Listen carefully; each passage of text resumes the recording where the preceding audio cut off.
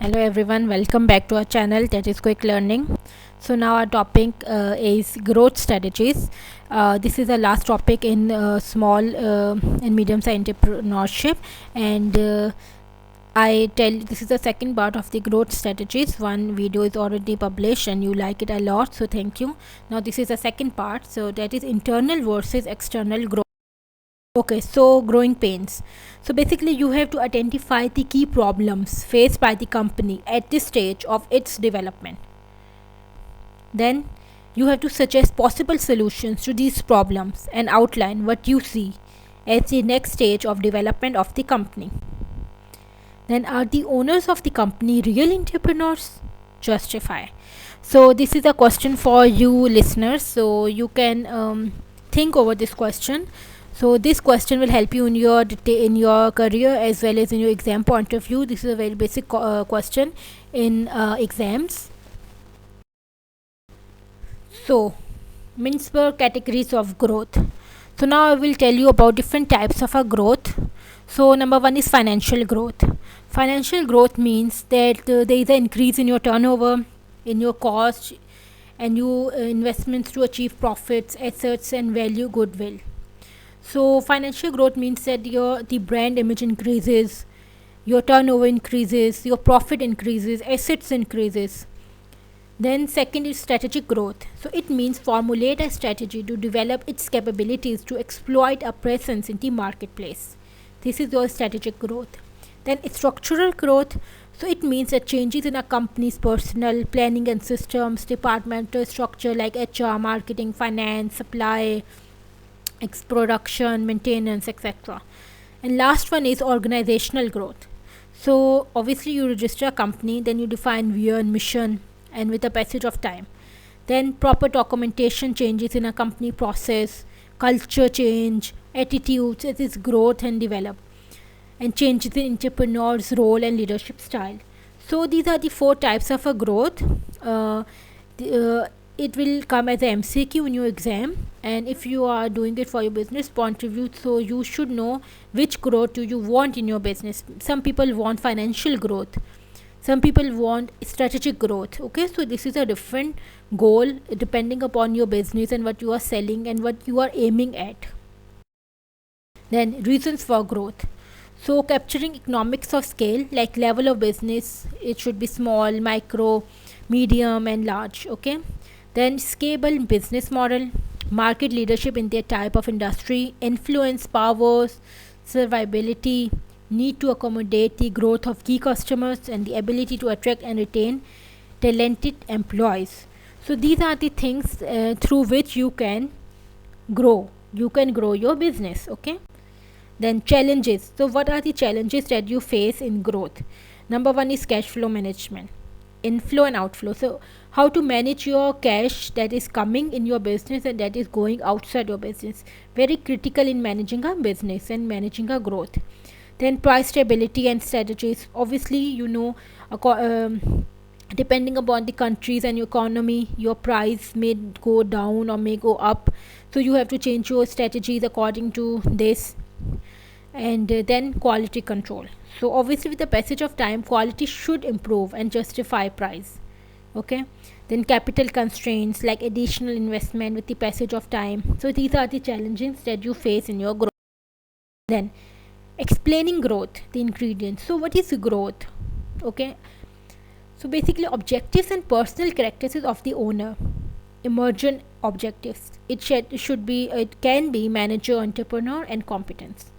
So your previous management or entrepreneurial experience, family history, functional skills and previous training, previous knowledge and experience of the sector. And portfolio ownership, diversified businessman. So businessmen believe in expansion and specialization, but entrepreneurs believe in diversification. So these are the two different things. So if you are going for a growth, you should know that are you a businessman or you entrepreneur. If you're a businessman, obviously you want expansion, you want to expand your product, your company. But if you're an entrepreneur, you want diversification, like you want creativity, you want different things, different products. Then the internal growth strategy versus external growth strategy. So internal growth means new product development. These are the things that you grow internally, like you launch a new product. And the other product related strategies, like for example you make a cold drink, then you change its packing, its sticker, its size. Okay, and last one is internal expansion. You grow your business internally. Okay, so these are the internal growth strategies. And the external growth means mergers and acquisition. You acquire someone else company or you merge with them. Okay, then you licensing, you give your license to some other company, and then they make a business. Obviously you can't make a business in many cities, obviously. Okay, so then strategic alliance and joint ventures, and last one is franchising. These are the external growth strategies. So internal growth, new product development. So it means that you find a need and fill it. Develop products that add value. Get the quality and pricing right. Focus on specific target market and conduct ongoing feasibility analysis. So this is the most common type in the internal growth, that you launch a new product. Okay. And other product related strategies, like you improve on existing product or service, you increase the market penetration of an existing product or service, you extend product lines, geographic expansion, like you perform successfully in the initial location, now you establish your business concept in the expansion locations, selling overseas. So this is again internal growth strategy. Then external growth, as the name suggests, it means outside of your company. Okay, outside of your business. So it means assessing a firm's suitability for growth through international markets and a foreign market entering strategy, like licenses, joint ventures, franchising, merchants, wholly owned subsidiary. So what are the advantages of mergers and acquisitions? So advantages is obviously you reduce your competition, you getting access to products and services, you gaining access to new products and markets, access to an established brand name, economics of scale, diversification of business risk. So these are the advantages if you do the mergers and acquisition. And disadvantages, incompatibility of top management, clash of corporate cultures, operational problems, increased business complexity, loss of organizational flexibility, and antitrust applications. So these are the, obviously everything has pros and cons. So these are the things that you will face if you do merger and acquisition. Then licensing. So if you do licensing, it can be two types, like technology licensing or merchandise and character licensing. So in franchising, the franchise and the franchisor are very closely linked and have better working relationship. So the franchises are often an extension of a parent company, in that they represent the parent company's brand and image. Obviously, not a rocket science in this. Then strategic alliance and joint ventures. So if you do a joint venture or strategic alliance, then the advantages are gaining access to a particular resource, economics of scale, risk and cost sharing, gain access to a foreign market, learning, speed to market, neutralizing or blocking competitors. Okay. Then what are the disadvantages? It will be like loss of your proprietary information, management complexities, financial and organizational risk becoming dependent on a partner, partial loss of decision autonomy, partners culture may clash, obviously.